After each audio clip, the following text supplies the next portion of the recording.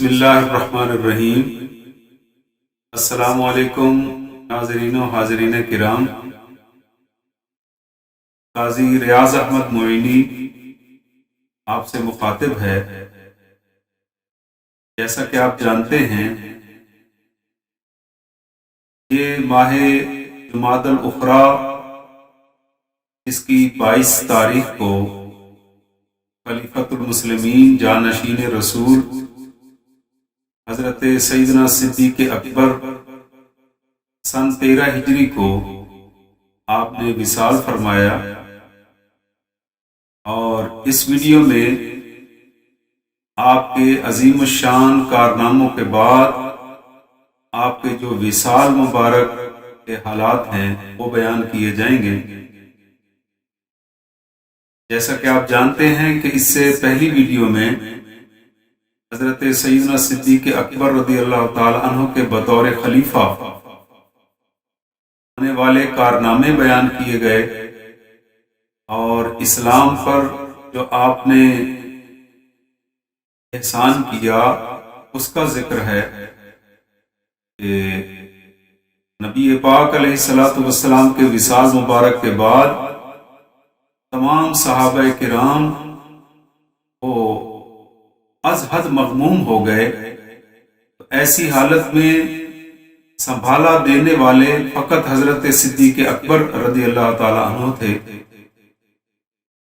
آپ نے وہ عرب قبائل جو مرتد ہونے والے تھے، آپ کے بروقت فیصلے کی وجہ سے حضرت اسامہ بن زید کے لشکر کو آپ نے عیسائیوں کے خلاف جہاد کے لیے بھیجا، اور جب وہ لشکر فتح یاب ہو کر واپس آیا تو وہ عرب قبائل جو مرتد ہو رہے تھے وہ دوبارہ اسلام پر ثابت قدم ہو گئے۔ پھر آپ نے زکوٰۃ نہ دینے والوں کے خلاف جہاد کا حکم جاری فرمایا، اور پھر آخر میں جھوٹے مدعیان نبوت جو پیدا ہو گئے جن میں مسلمہ کذاب سر فہرست تھا، اس کے خلاف بھی آپ نے جہاد کا بروقت اور صحیح فیصلہ فرمایا، اور اس کی برکات سے اور اس کے ثمرات سے اسلام کو عروج نصیب ہوا۔ ناظرین کرام، نبی اکرم صلی اللہ علیہ وآلہ وسلم کے وصال مبارک کے بعد آپ کی کندھوں پر یہ ذمہ داری آن پڑی۔ آپ نے خلافت تقریباً 2 سال اور 7 ماہ کے قریب آپ خلیفہ رہے، اور اس دوران آپ نے بڑے جرأت مندانہ فیصلے کیے، لیکن ساتھ ساتھ ہجر رسول میں نبی اکرم صلی اللہ علیہ وآلہ وسلم کی جدائی میں بھی آپ بڑے مغموم رہتے تھے۔ تاریخ الخلفاء میں علامہ جلال الدین سیوطی رحمۃ اللہ علیہ نقل فرماتے ہیں کہ حضرت عبداللہ ابن عمر فرماتے ہیں کہ سرکار علیہ السلام کے وصال مبارک کے بعد حضرت صدیق اکبر رضی اللہ تعالی عنہ بہت زیادہ کمزور ہوتے گئے، حتیٰ کہ آپ کا وصال ہو گیا۔ آپ 7 اسی جمادی الاخری کی 7 تاریخ کو آپ نے غسل فرمایا، لیکن غسل کے بعد آپ کی طبیعت اور نڈھال ہو گئی۔ تقریباً 15 روز کے تکلیف کے بعد 22 جمادی الاخری سن 13 ہجری کو 63 سال کی عمر میں آپ نے وصال کیا۔ حضرت امیر المومنین خلیفہ دوم سیدنا عمر فاروق رضی اللہ تعالی عنہ نے آپ کی نماز جنازہ پڑھائی۔ وصال سے پہلے کنز العمال میں یہ روایت موجود ہے کہ حضرت ابوبکر صدیق نے حضرت خلیفہ چہارم داماد رسول امیر المومنین سیدنا علی المرتضیٰ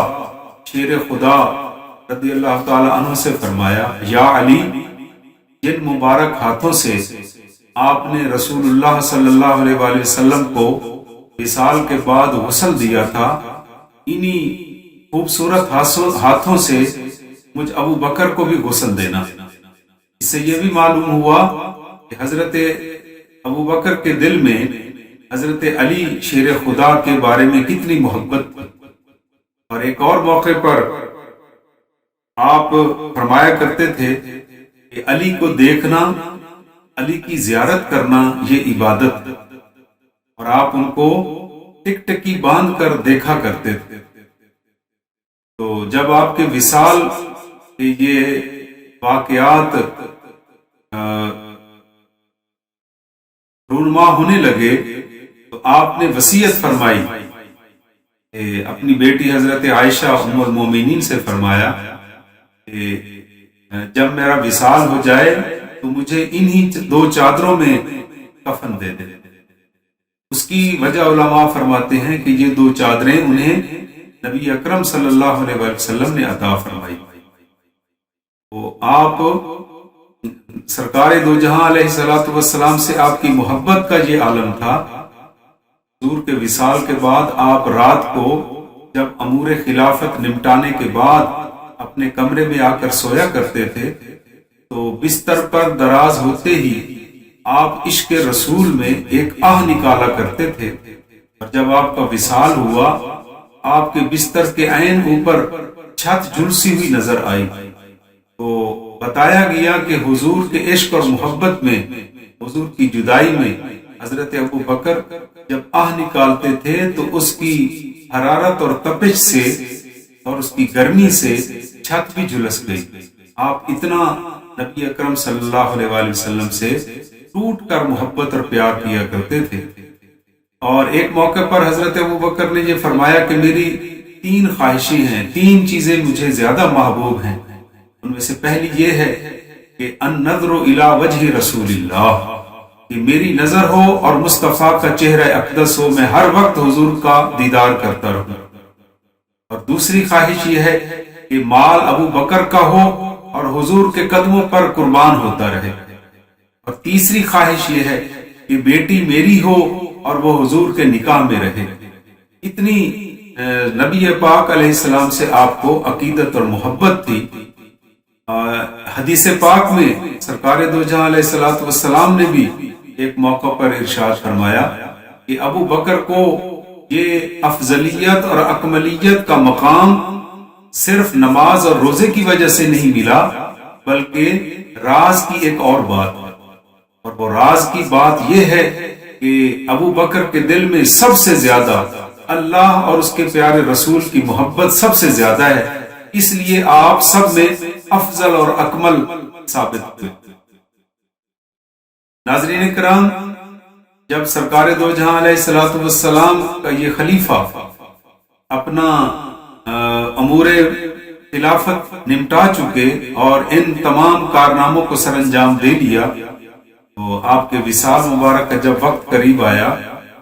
تو آپ نے یہ فرمایا کہ جب میرا وصال ہو جائے تو میرے جنازے کو حضور کی بارگاہ میں جا کر پیش کر دینا اور عرض کرنا یا رسول اللہ ھذا ابو بکر، اے اللہ کے رسول ابو بکر حاضر خدمت ہے اور اندر دفن ہونے کی اجازت طلب کرنے والا ہے، اگر اجازت ہو جائے تو مجھے حضور کے پہلو میں دفن کر دینا، ورنہ جنت البقیع کے قبرستان میں دفن کر دینا۔ اور تفسیر کبیر میں، سیرت حلبیہ میں اور تاریخ الخلفاء میں، خصائص کبریٰ میں، شواہد النبوہ میں، ان تمام کتب میں یہ روایت نقل کی گئی ہے کہ جب سرکار کے جسد اطہر کو